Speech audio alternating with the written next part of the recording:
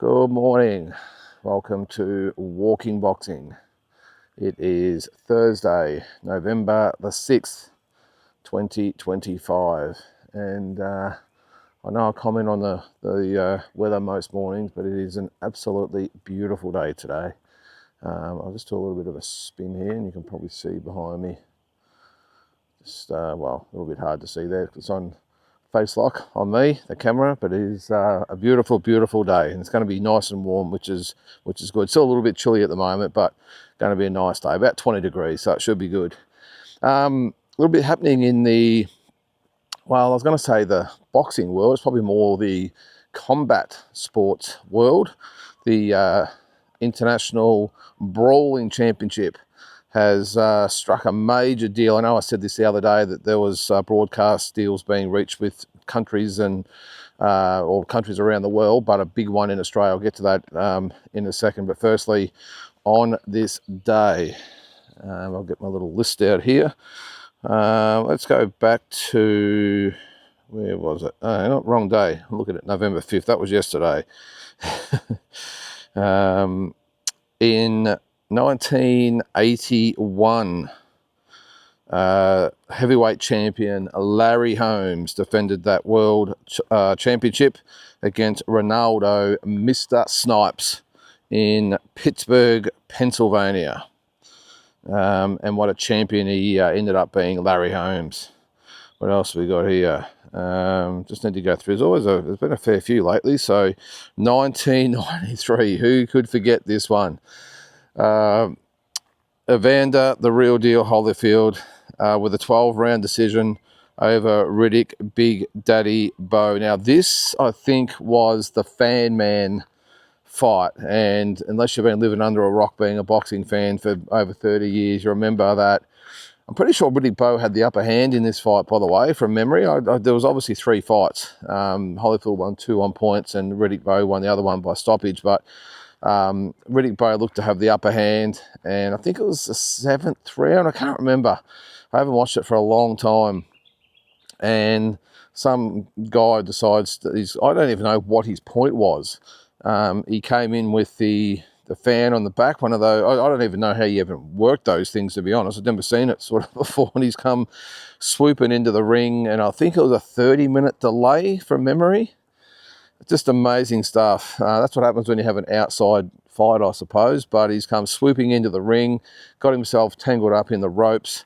They've all sort of pounced on him. Do you imagine if it happened sort of these days, with all the terrorism and all that sort of stuff, alerts and all the fears and everything? I mean, it was before a lot changed in the world back in 1993, and you can imagine if it happened today.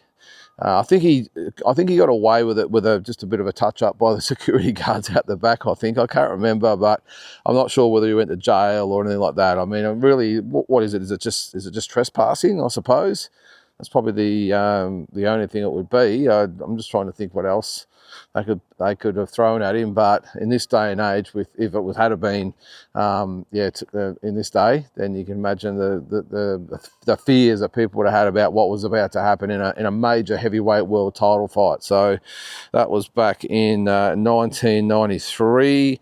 What else we got there? 1995, Daniel Zaragoza with a 12-round decision over Hector Acero Sanchez for the world super bantamweight title. And there was one here with Costa. Yes, there it is. Glendale, Arizona. Geez, there you go. I've been to Glendale. Costa Zoo with a 3rd round stoppage of Shamba Mitchell to retain the world 140-pound title. And in 2010, Juan Manuel Lopez stopped Rafael Marquez to retain the World Featherweight Championship. So that's what happened on this day in boxing history. Never a dull moment in boxing. All right, on to today's news. And as I said, the IBC has struck a major broadcast deal. It is with, as expected, Foxtel and Main Event here in Australia. Now, I'm still trying to get my head around this whole thing. I know this is walking boxing, not walking brawling, but it needs to be, I suppose, acknowledged, because This guy, Dan Mack is his name, I touched on it the other day, has managed after one show. We only thought of this concept at the start of the year, by the way, about 6 or 7 months ago, apparently. And he has, I'm going to say, created this. I mean, he did say that there is no other sport like this, and this is probably the first time I'll probably check Dan Mack, or Daniel Mack, I think his name is, that he said there's no sport like this. Well, it's literally MMA without the rolling around on the ground, literally. No other sport like this. That's probably, look, as much as I pat Dan Mack on the back for what he's done, it's amazing. But yeah, I had to just sort of chuckle a little bit when he said there's no other sport like this. Well, mate, you've literally taken a sport and just eliminated the wrestling and kicking, and there's your sport. And then I suppose with boxing, yes, boxing is a lot like this sport as well. Stand up, punching on, okay, smaller gloves and less rounds and whatever, and a few gimmicks thrown in there to encourage a bit of action in the centre of the ring. But yes, there are plenty of other sports like IBC. So that's probably the first thing. Don't get too carried away there, Dan. But no, I reckon it's fantastic what he's done. The fact that he came up with the concept 7-8 months ago, whatever it was, and has, and full credit to him, he's had the courage to dip into his own pocket and put on the first show in Brisbane, and such a hit it was.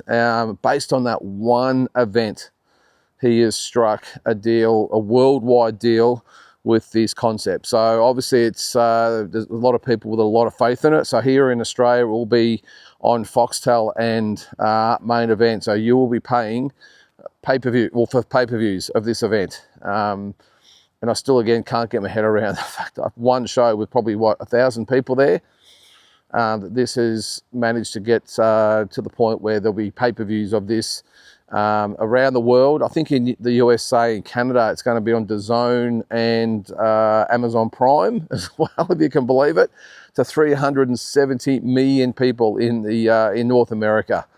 And it's hard to get your head around. And a really good article, by the way. I'll give a shout out to Peter Bedell, who wrote all about this. I think he's wrote a couple of articles about this so far. But good on him. All things aside, I mean, I'm not going to say it's not necessarily my thing. I've never been a UFC fan. I'm not really. I'm definitely not into like the bare knuckle and all that sort of stuff. But I don't know. I haven't actually seen anything of it, so it's got my curiosity, and I will have a look at it. I will watch it because my man Isaac, the head splitter Hardman's, going to do it, and he was one of my favourite boxers here in Australia. Just loved the way he went about it. Promoted him 3 or 4 times, and just great for the sport. And I think I said the other day, if anyone was born for this sport, it is Isaac Hardman.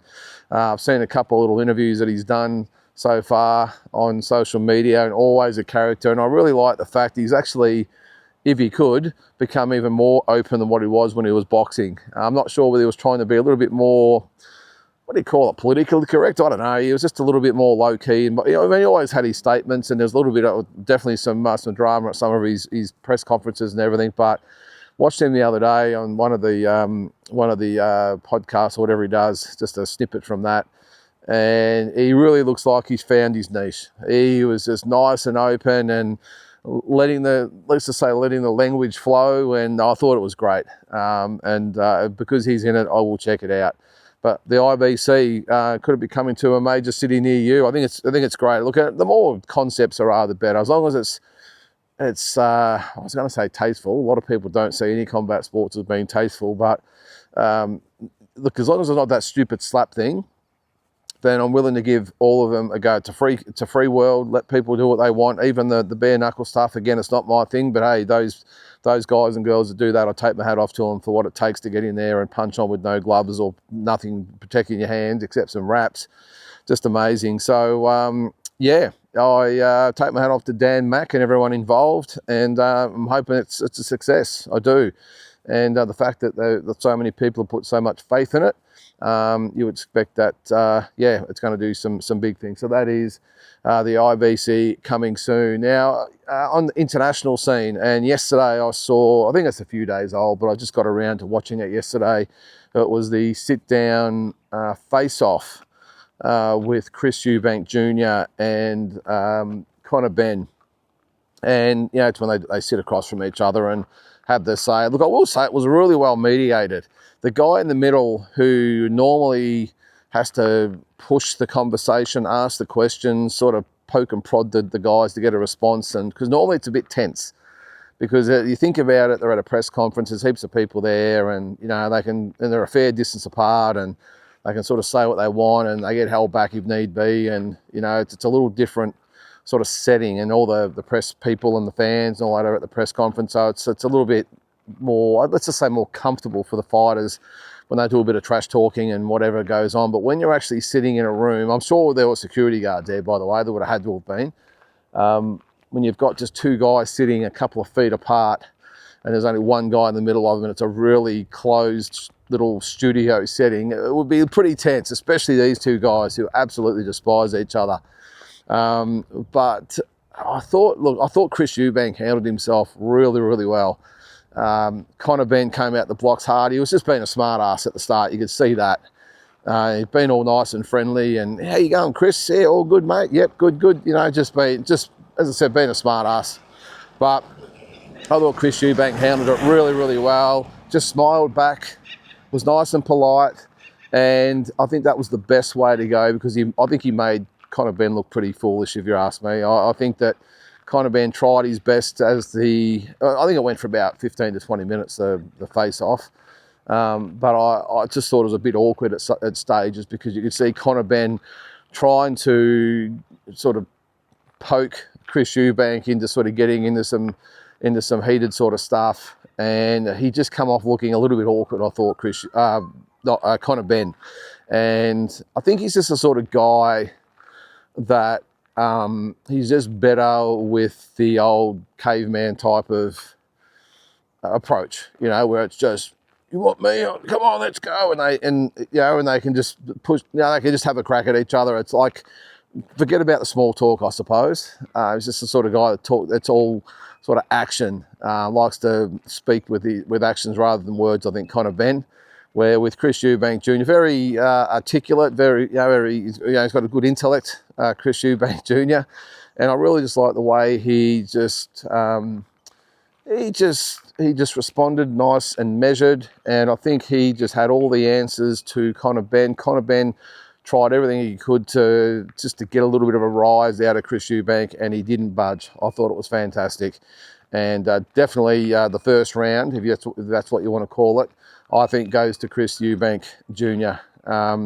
Conor Benn, I think, look, I was surprised at how actually controlled, I suppose you want to call it, that he was in the end, because normally he'd be up, you know, throwing chairs and tables over and trying to get at Chris Eubank Jr. being held back. I think that's what he wanted.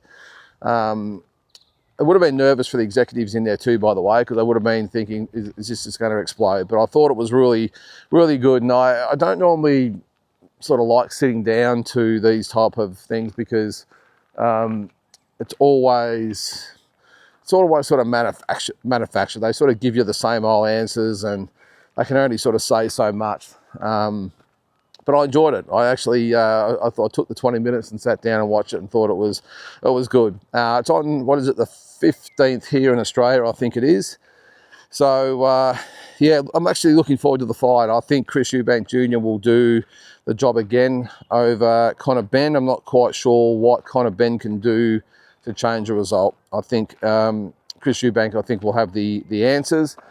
Interesting too, he did say that there's going to be, or possibly, legal action against Eddie Hearn. This is probably the one thing I didn't like from Chris Eubank. It didn't really come up too much in the standoff or sit down, whatever it was, but more so in the other news. But he's looking to sue Eddie Hearn because in the first fight, the ambulance he was in was stuck in the car park, or whatever it was, for about 20 minutes trying to get out. Now, look, I'm not sure how you could possibly hold Eddie Hearn responsible for this. Now, as the promoter, as you know, I've promoted lots of, or 25 odd sort of small shows. The last thing you're worrying about at the end of the night is, and I hate to say it, is the welfare of the fighters, unless one of them's actually been really hurt. I mean, things go on in the change rooms and everything like that, and there's people that are in charge of that department. They would have put him in the ambulance and got him out of there. Eddie Hearn would have been probably in there consoling kind of band. He would have been dealing with lots of other things after the event. He would not even have he probably obviously would have been concerned about Chris Eubank Jr. like you are with all the fighters, but he would have thought, oh, well, he's you know, the medical team out there will handle him. They'll put him in an ambulance if need be, and off he'll go, and they'll do their thing. So to actually accuse Eddie Hearn of deliberately holding up the ambulance, that's sort of grasping at straws, I think, a little bit from Chris Eubank Jr. A little unfair on Eddie. I know they don't get along. They never have. I think he's called Eddie a scumbag and all the rest of it. So, and that's all good. Sort that out, you know, legally if you need to, whatever you all need to do. But I wouldn't blame Eddie Hearn if he actually directed some legal action back at Chris Eubank Jr. for defamation. That's a pretty wild accusation to say that publicly. I think he actually had to apologise for calling him a scumbag at the press conference from, I'm not sure it was the Conor Benn fight, it might have been another fight, but I think he had to apologise or something about that. So you would think that there's going to be another apology coming. I mean, how can you say that a promoter instructed an ambulance? Now, you've got to remember, ambulances don't care about relationships and feuds and disagreements and different people having issues with each other. They're there to do a job, and they don't get involved in all this sort of bullshit. They would be told to put him in the back, look after him, of course, and get him straight to the hospital, and let's get him looked after. And I think he's got some footage or something, he reckons, but what is it, of Eddie Hearn in the front of the ambulance with his arms out stopping the ambulance from actually moving? I mean, come on. So anyway, apart from that aspect of it, I'm really looking forward to the fight now. I think I did say the other day that I haven't really been too stressed about this. I haven't given it too much thought. I forgot it was even on at one stage, but having seen yesterday, I'll be tuning in. Nice early start on a Sunday morning. Actually, I won't be here. I'll be away, so I'm not quite sure what the time difference will be, but I'll have to check that out. But either way, I'll be tuning in for Chris Eubank Jr. and Conor Benn. What else is happening?